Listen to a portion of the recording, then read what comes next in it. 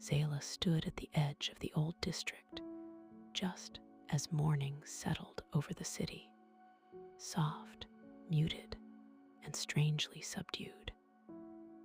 The world felt as though it were holding its breath, not because of the cold, nor because of the pale light that filtered through the clouds, but because something far beyond the horizon had shifted. A war had begun. Not here, not in these streets where people still hurried to their posts, but far away across borders most citizens had never seen. Yet its presence pressed upon the air, subtle but unmistakable. The leaders spoke of triumph. Their supporters echoed the same confidence. But beneath the surface, something quieter trembled. Zela felt it in the way the city moved, in the way conversations thinned into uneasy silence, in the way the sky seemed lower than usual, as though listening. From the loudspeakers in the square, the announcements continued, boastful, polished, untroubled. They spoke of righteousness, of destiny, of a cleansing long overdue. They spoke as though the nation had been wronged, though no wrong had been shown.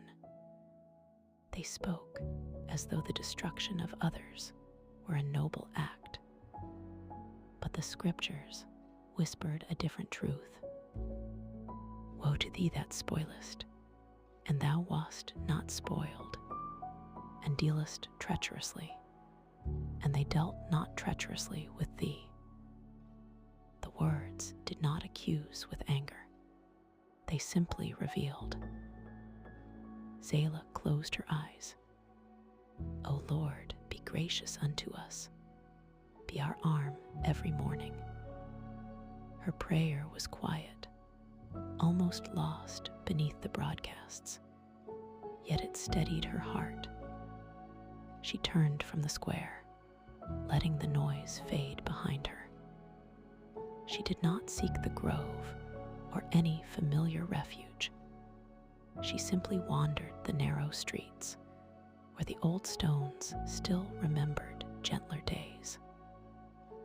Her faith rested within her like a small, steady flame. She paused beside a weathered wall, resting her hand against its cool surface. The war was far away, yet its sorrow pressed close. She could not see the destruction, but she sensed it. The sudden emptiness where homes once stood, the grief of families torn apart, the quiet places where lives had been cut short. By oppression and judgment, he was taken away, and who among them considered it? The scripture drifted through her like a lament. Who among her people paused long enough to consider the weight of suffering? Whoever bore it, wherever it fell. Not the leaders who stood at podiums with bright faces and confident voices. Not the crowds who repeated slogans as though repetition could make them true. Not the officials who shaped the narrative even as events unfolded, but the one who fills heaven and earth saw all things. No secret place could hide the motives of the heart. No celebration could drown out the quiet grief carried by many.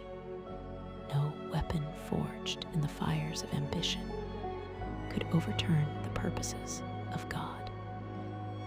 Zela breathed slowly, letting the truth settle.